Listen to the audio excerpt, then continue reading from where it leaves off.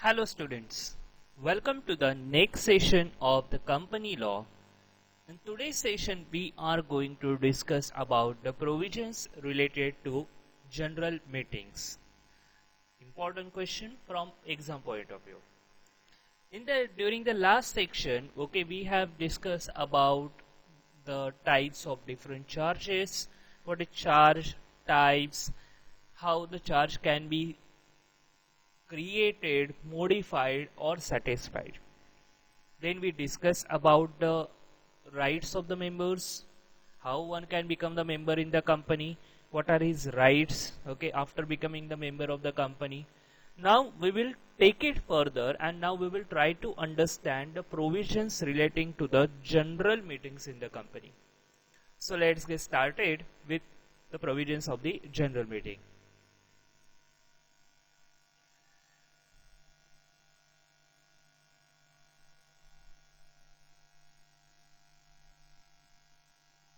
General meetings.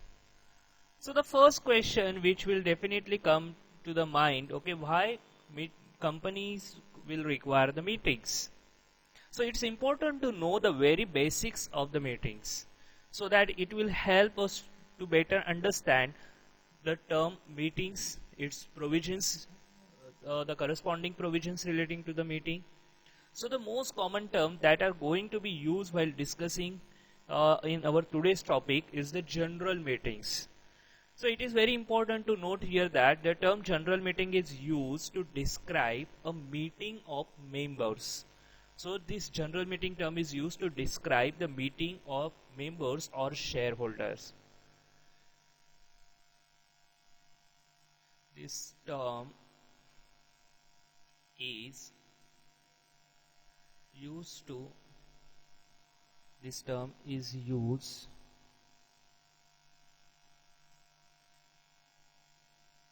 describe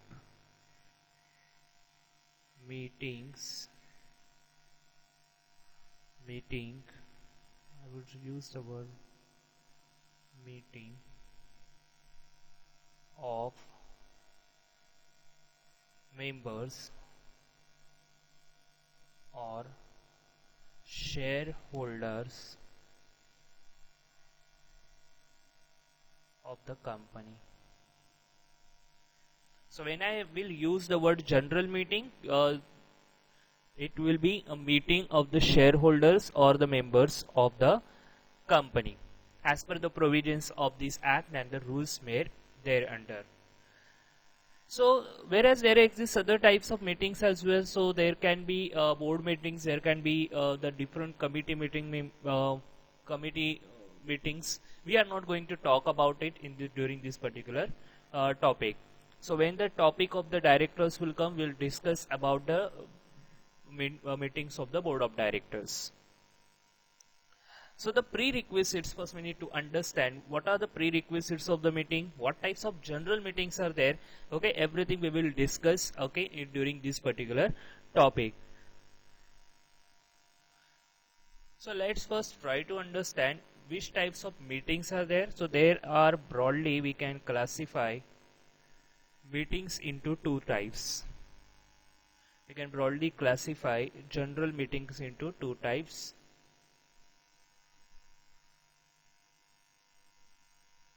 So the first is annual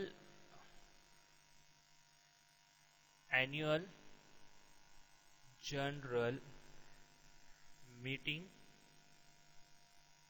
We can call it as AGM under section 96.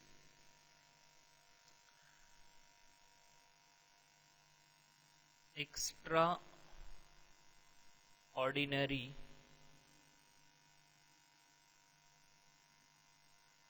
general meeting,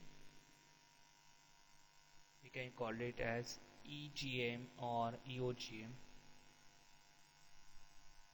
under section 100. So these are the two types of meetings given under the Companies Act for the purpose for shareholders of the company. So if shareholders, they want to meet, they want to transact any business, they can transact the business, okay, depending upon the nature of the meeting, which type of business they will transact. It is all, everything is given under the Companies Act 2013. So let's get started, and first let's try to understand these two types of meetings. So my first topic would be annual general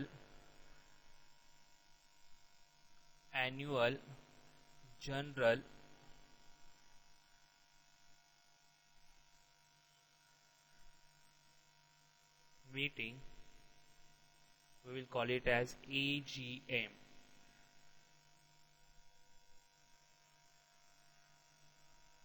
So what are the important points of the annual general meeting? Let's try to understand. So this section says that every company other than one person company, okay, every company other than one person company shall in each year hold, in addition to the other meetings, a general meeting called as annual general meeting. So every company has to hold, every company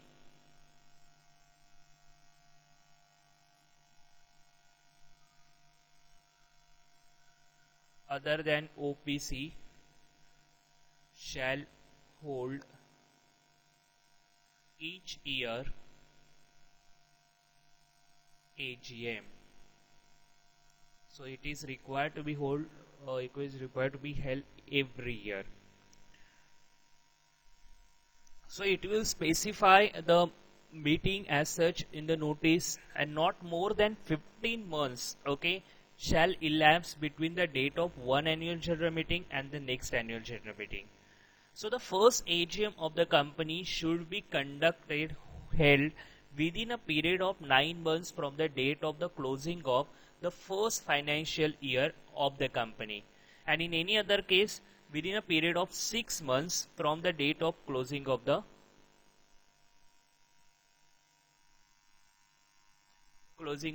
financial year. So the company first will have to hold a general meeting, okay, within a period of 9 months from the date of, okay, closing of the first financial year.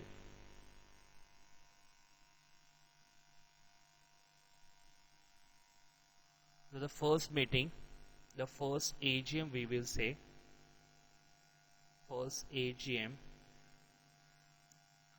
shall be held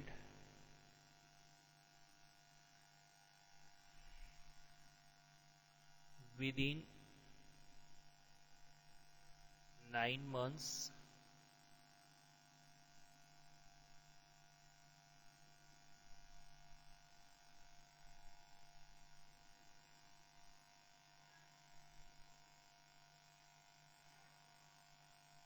from the date of closing of first financial year. In subsequent meetings, okay, so in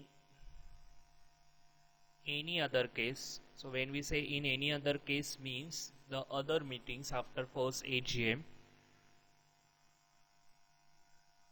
within 6 months,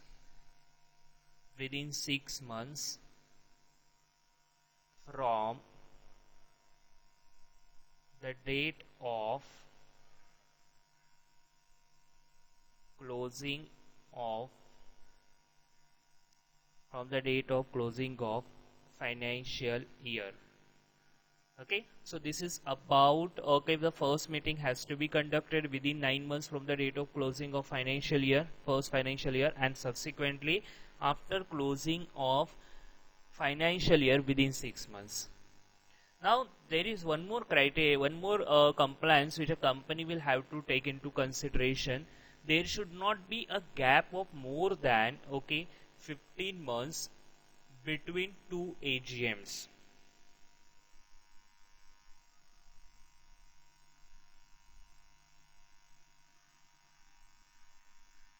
Should not be a gap of more than 15 months between two AGMs. So company will have to take into consideration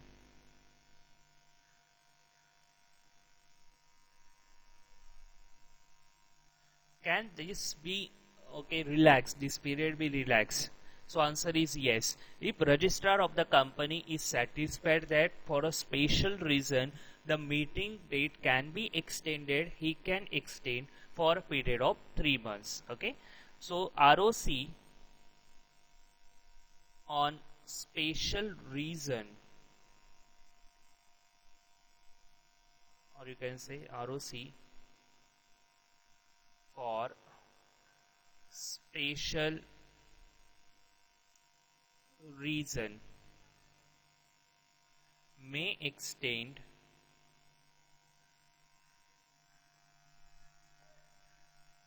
the time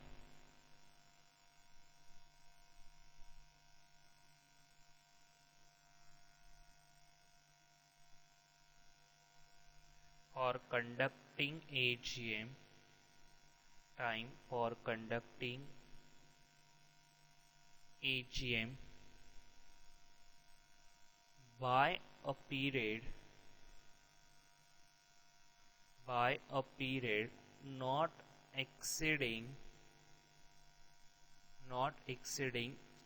3 months. Okay, so for a period of 3 months the period can be exceeded. Now these are the provisions regarding AGM. Now when the AGM should be conducted, so every AGM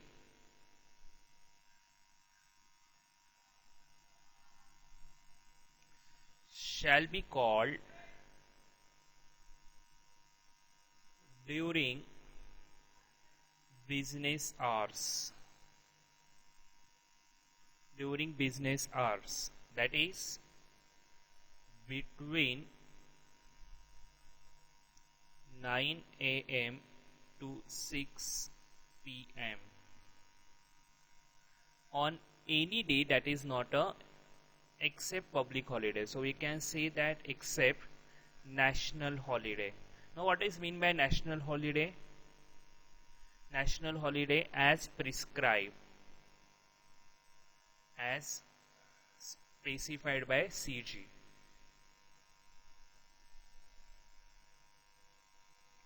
By CG for that matter. Now where the meeting has to be conducted. AGM shall be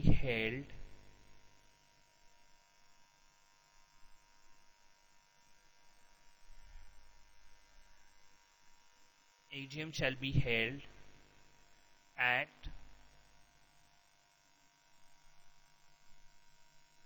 register office of the company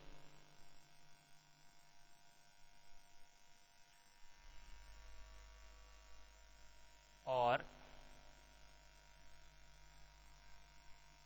some other place within city or town.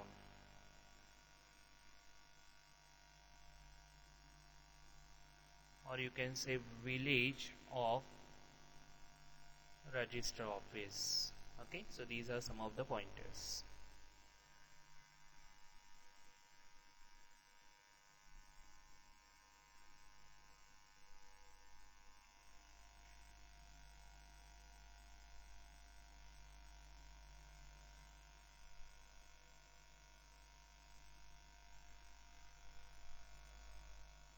So these are some of the pointers, which are very important for you to understand the provisions relating to the AGM. So let's once again go through all these pointers. Every company other than OPC, shall hold each year AGM. One AGM has to be conducted every year. first AGM, when we say first AGM, it should be conducted within 9 months from the date of closing of first financial year. Then any other case within 6 months from the closing of financial year. So what is the gap? There can be a gap of maximum gap of 15 months between two AGMs. What does it mean? So let's assume that now my company is in existence and I am conducting my AGM, okay, on 1st of May. For example, let's take an example, 2nd of May 2020. Then when I will conduct my next AGM, I will have to calculate, okay, from 2nd May till next 15 months, okay, within that particular period, my next AGM should be conducted. So there cannot be a gap of more than 15 months between two AGMs. ROC for special reasons. So it may so happen that okay, one company will have to conduct the AGM, okay, due to some other reasons may have to extend the period. So the request has to be made to the ROC, and ROC on the special reasons may extend the time for conducting AGM, but that not exceeding 3 months. Only for a period of 3 months it can be exceeded. So my period for ending, my 6 months will end by 30th of September. So after 30th of September, the period can be extended up to 30th of December maximum. That is October, November and December, not beyond that. Every AGM shall be called during business hours. कब बुलाना चाहिए? Business hours. So business hours is 9 am to 6 pm except national holiday. So national holidays which are specified by the central government should be taken into consideration. Okay, so national holidays not of the state government, it is of the central government. It shall be conducted where register office or some other place, okay, within the same city, town or village where the register office of the company is situated. So these are the provisions for calling the AGM. Now we will talk about, okay, extraordinary general meeting. So we have completed annual general meeting. Now we'll talk about extraordinary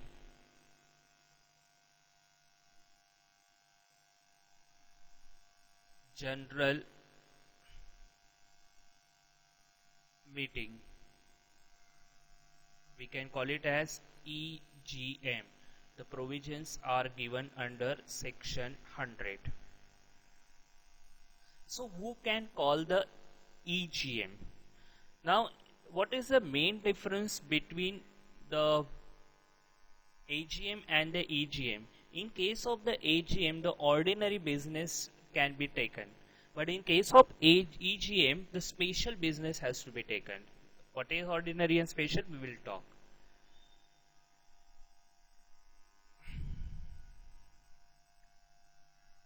So first of all, who can call EGM? Who can call EGM? Try to understand when the company has already called the AGM, and there is a situation which has which because of the sudden emergency, company will have to take the consent of the shareholders.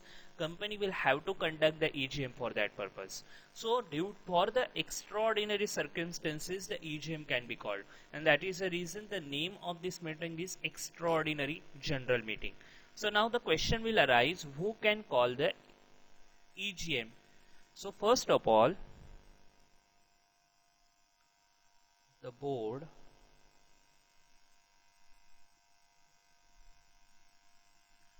may call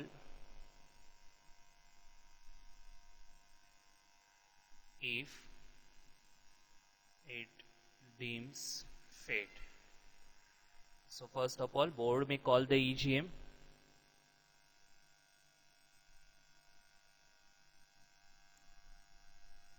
Second, the board shall at the requisition made by, made by,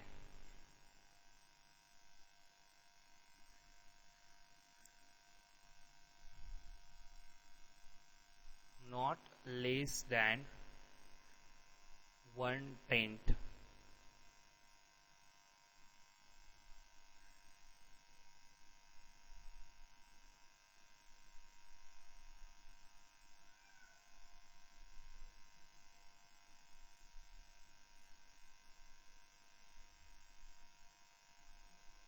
made by members, I would say made by members, not less than 1/10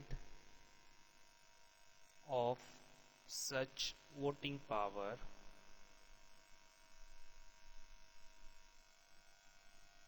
such paid up capital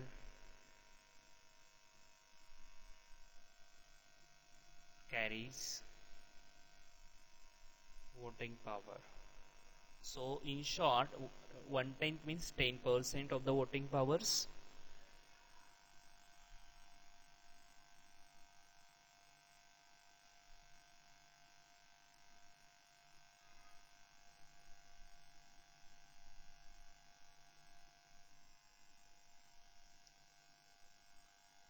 A board,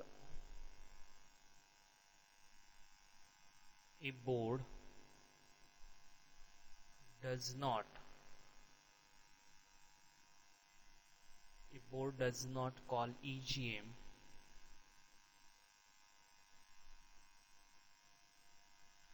within 21 days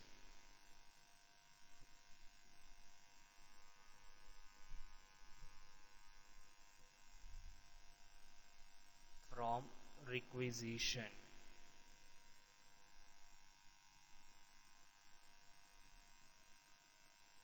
Then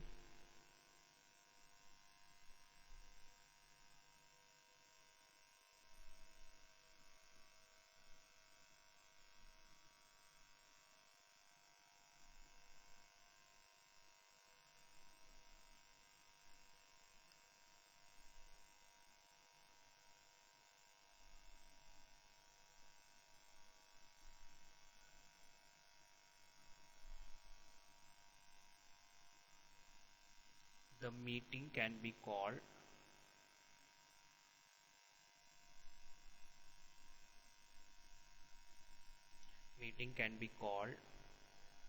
by requisitionist within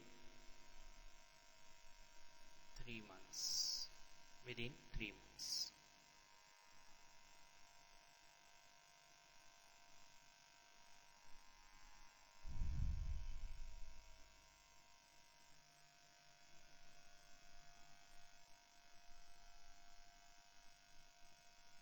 Any reasonable expenses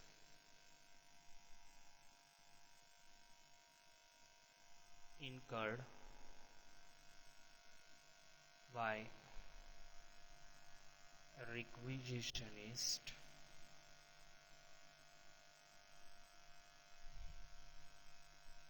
in calling meeting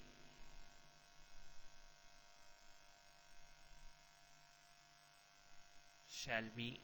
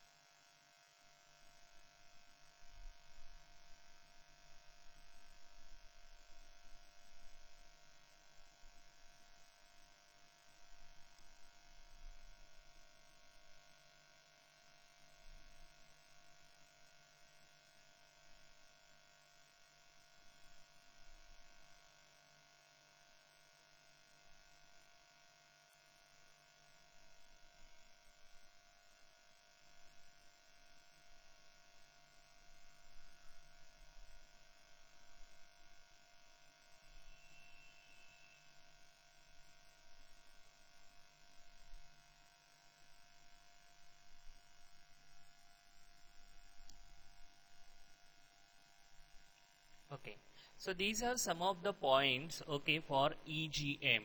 So what are these points?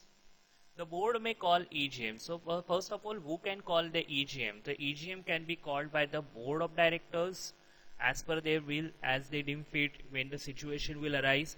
The board on receipt of the requisition from not less than 1/10 members, okay, who are having the voting rights in the company, they can call the EGM.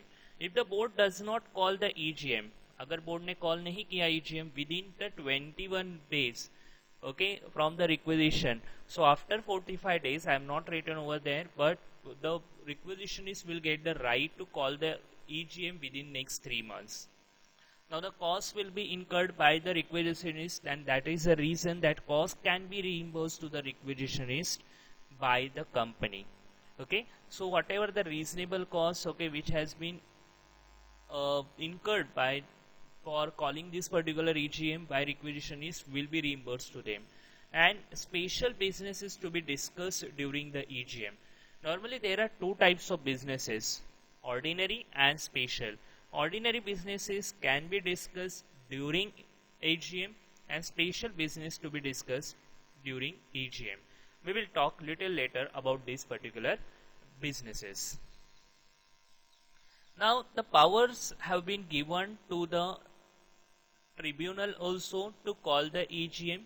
So if any default is made in holding as per section 97, in holding the AGM of the company as per section 96, then the tribunal here means the NCLT may, notwithstanding anything contained in the articles on the application. So application can be made by the member of the company, and accordingly the tribunal can give the directions to the company to call the AGM, and whatever ancillary directions are required, tribunal may give it.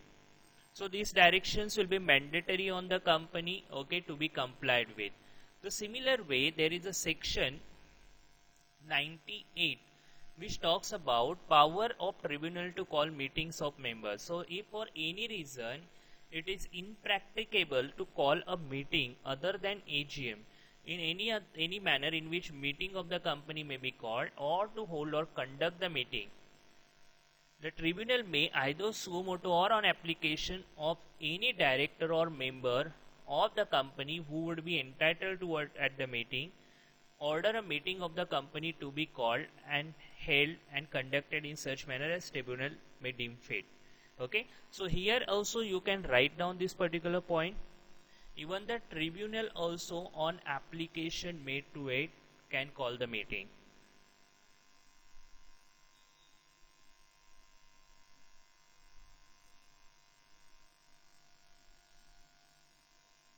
And call EGM for that purpose.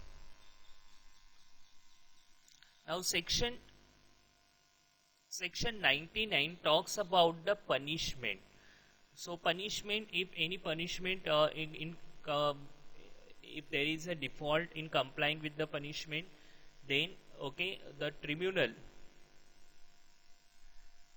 may give the directions, and accordingly, okay, if directions are not followed, then every officer who is in default shall be punishable with fine which may extend to 1 lakh rupees, and in case of continuing default, with a further fine which may extend to 5,000 rupees as well. So these are the provisions given under the Companies Act relating to the AGM and EGM. I hope these provisions are clear to you. So before we proceed further, you may just make a note of all these provisions.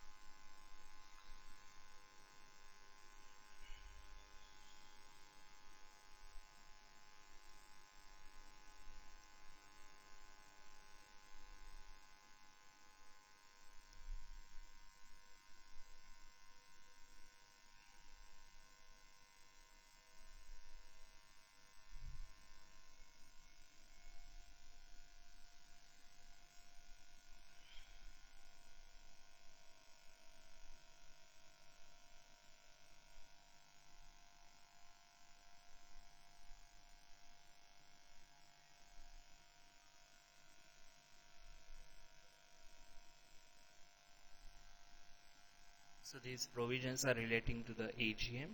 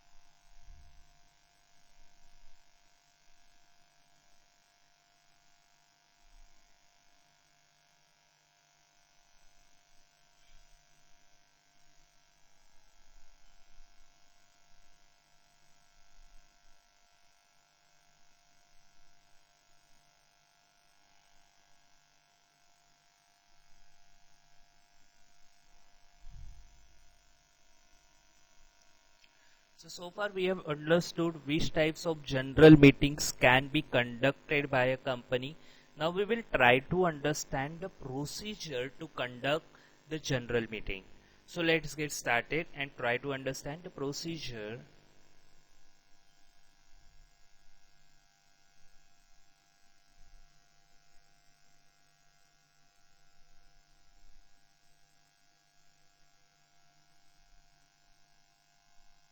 To conduct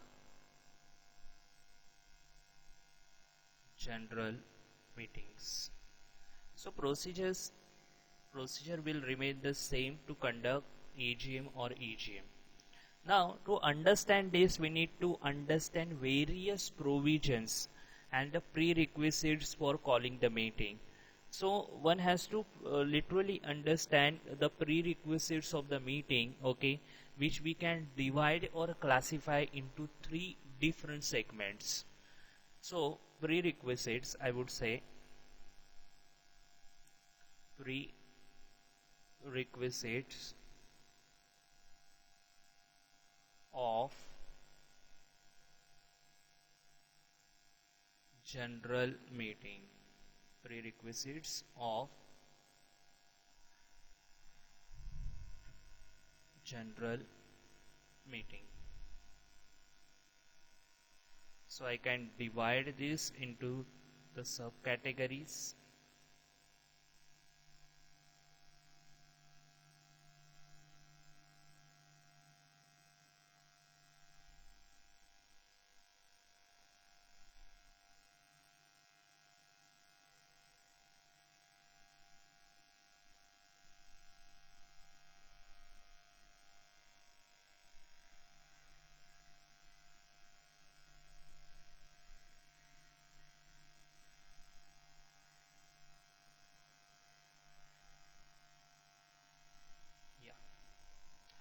So the first is before meeting.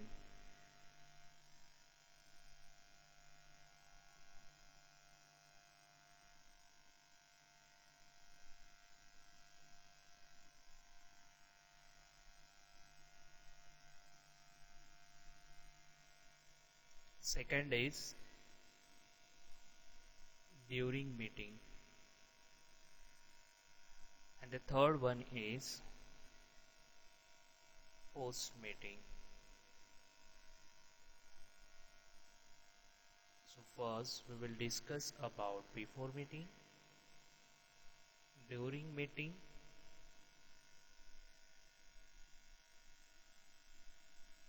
post meeting. So what will happen before meeting? You will have to send a notice under section 101. Then there will be explanatory statement.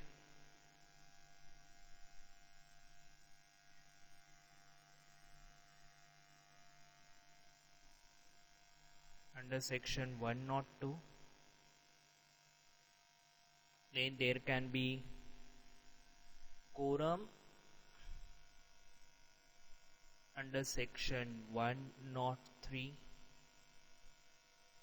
there can be chairman. Under section 104,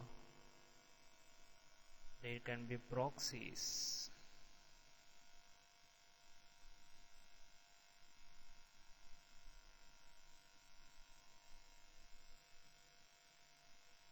Voting from under section 106 to 110, and there can be resolutions.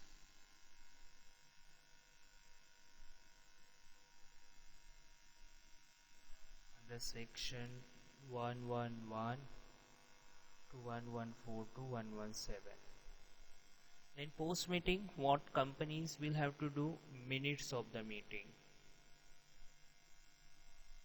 Minutes under section 118 to 119. Then company may have to go for maintenance of inspection of documents. Maintenance and inspection of documents under section 120. Okay, so if we'll classify, if we'll break the procedure into three different aspects, we will understand a meeting has to be conducted, a general meeting has to be conducted with various compliances. So before meeting there are few compliances, during the meeting one has to understand the compliances, and post meeting also there are compliances. So let's get started with the compliances before the meeting. So let's first try to understand before the meeting how a company will have to complete the compliances. So which two compliances we are going to discuss? The notice related compliances and explanatory statement.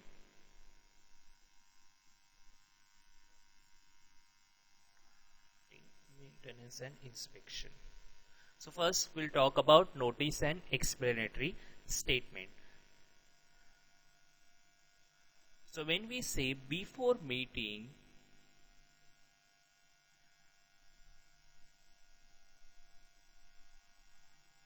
the two compliances before meeting one has to comply with, that is notice and explanatory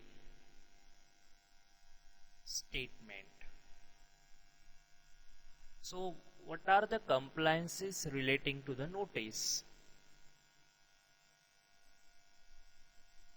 So notice is given under section 100, under section 101. So section 101 and 102.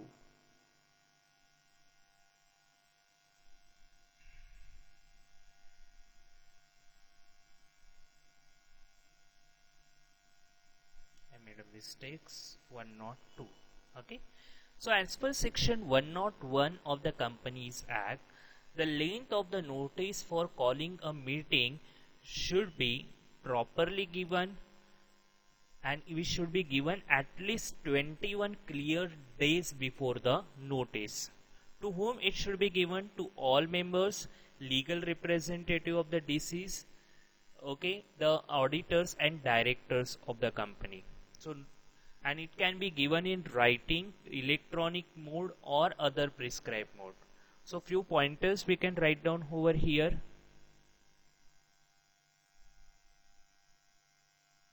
21 days, 21 clear days. I will use the word 21 clear days before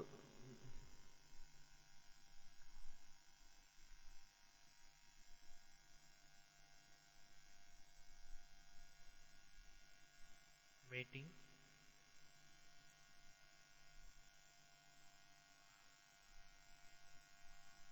to members, legal representative, directors, auditors. So they should receive the notice in which particular form? In writing,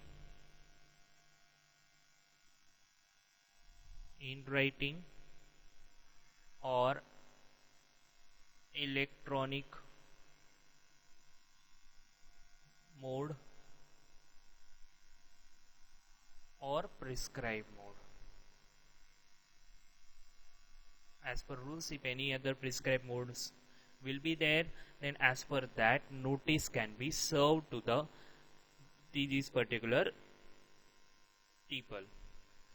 Now, what does it mean by 21 days clear notice? So, mode of sending notice, where it is given, the Rule 18 of the Company's Management and Administration Rules 2014 talks about how the notice can be given. The said rule mentions that notice may be sent through email, it can be attached as in the email, and it can be provided through the electronic link also. Uniform resource locator for accessing such notice should be provided. So basically these are all things now available to the shareholder to receive the notice. Now where exactly that email has to be addressed? It can be addressed to the person entitled to receive such notice email as per the records of the company, okay, as provided by the depository. Though normally in case of the listed entities, the depositories will provide record. Also the company can give an advance opportunity at least once in a financial year to register the email address and whatever changes the shareholders will have to make, okay, in those records, the fresh email ID and not from the members whose email IDs are already registered. The one more compliance part is there, that company will have to place that notice on the website of the company, which is notified to the central government. Now what is mean by this clear notice? The 21 days clear notice, what we are talking about over here, before the meeting. So it's very obvious to question as to what is clear notice, okay. So it means that the date on which the notice is served and the date of the meeting are excluded. So when the notice is served and the date of the meeting have these 2 days have been excluded from the 21 days clear notice, and the company cannot just curtail by its article this particular requirement. So this particular point is clear to all of you. So to whom the notice should be given? Directors, legal representatives. If even assignees can also receive the notice in case of insolvent members. So I can use the word assignee over here, okay. He can also receive the notice. Directors, auditors, all of them can receive the notice.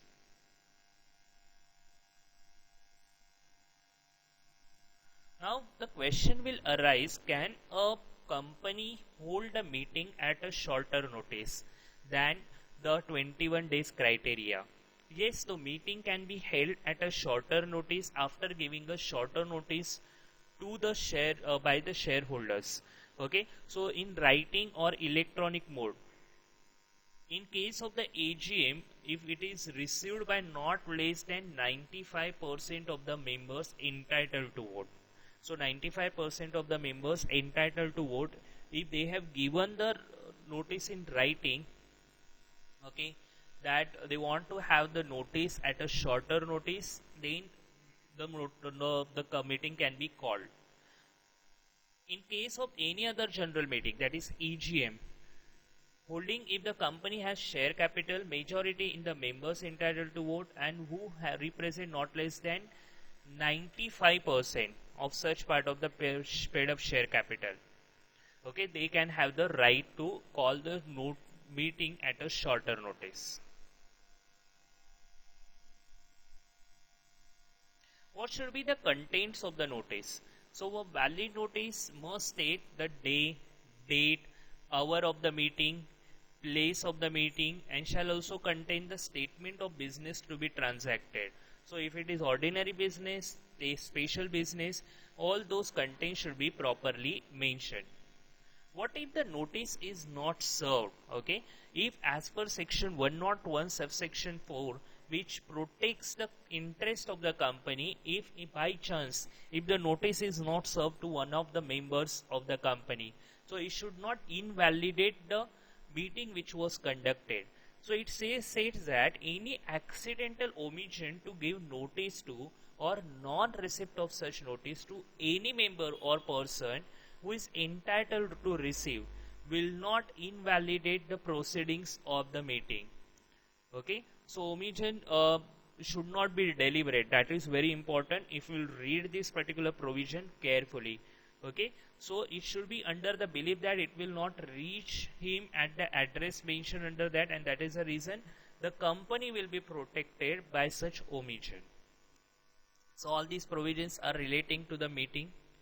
Now we'll move on to the next, that is explanatory statement. Now what is meant by explanatory statement? So 102 states that where any special business is to be transacted at the company general meeting, then explanatory statement will be required.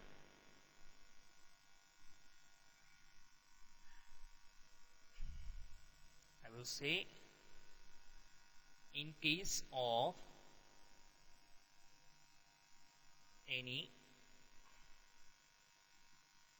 special business, okay, explanatory statement will be required. Now what exactly one will mention under the explanatory statement? So it will contain the facts relating to the nature of concern or interest, financial or otherwise, in respect of all items of every director or manager, every key managerial personnel, relatives of the persons, the directors or the key managerial person, or it will also provide any other information or facts which may enable the members to understand the meeting, the meaning, or the you can say the scope and implications of the businesses, okay, to take the informed decision. So all this proper information should be provided to the members so that they can take the informed decisions. Normally there are two types of businesses. Okay, so one needs to understand types of businesses. There can be two categories: ordinary business and special business. So I can here only, okay, I can mention types of business.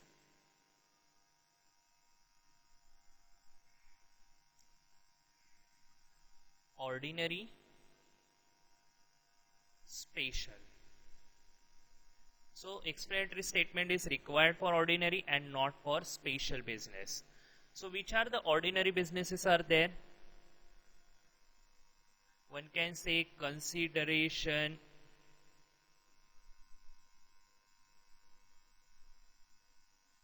I think I should mention in the next slide only for the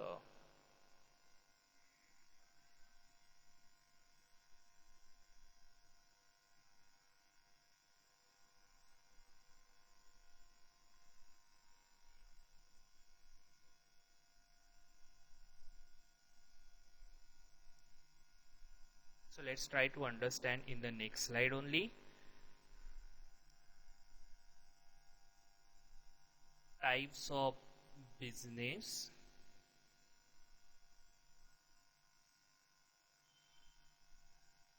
First one is ordinary.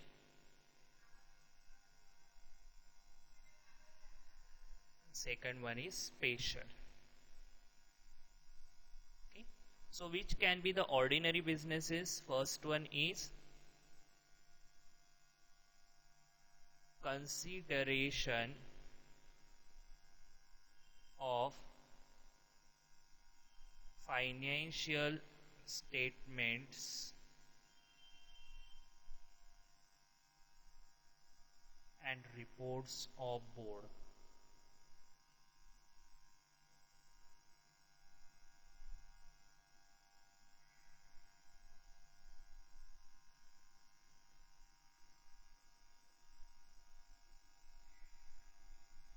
Declaration of any dividend.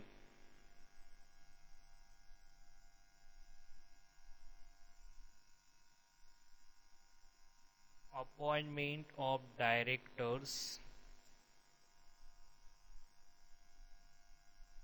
Place of those retiring.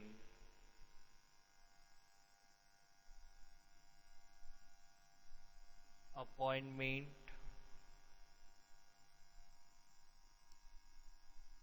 and fixing remuneration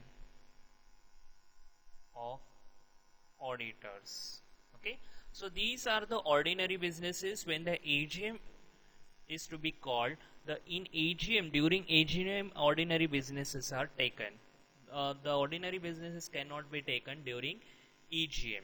So consideration of the financial statements and the reports of the board, declaration of any dividend, appointment of director and the auditor. Okay, all these are ordinary businesses. So in simple terms, what we can say, any other business apart from this, okay, any other business apart from ordinary businesses will be called as special business. So we can say that any other business apart from ordinary business is called as special business. Okay, that we need to understand.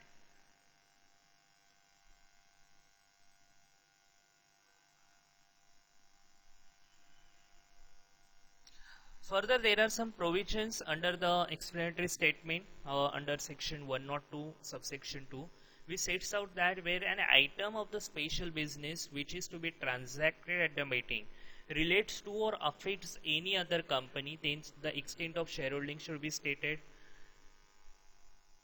So basically, you should provide all possible information, okay, to the shareholders to take the informed decision.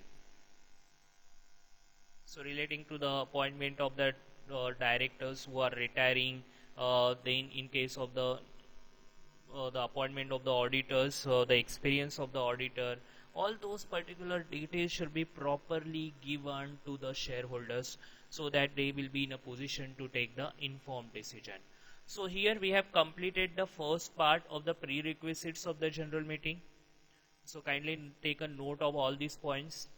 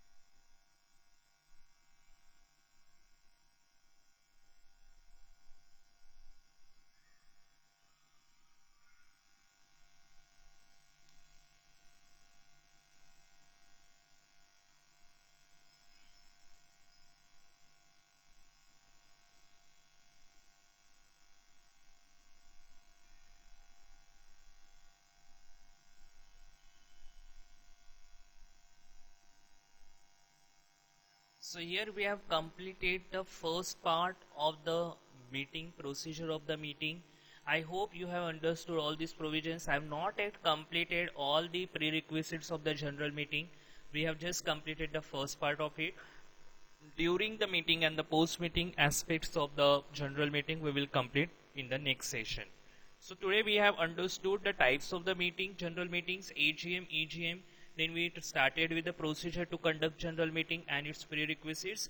In the next lecture, we will talk about what are the aspects to be complied with during the meeting and the post meeting. I hope you understood all the provisions. Thank you so much for watching this video. To watch this video and read the notes. So we'll meet very soon in the next session. Till then, goodbye.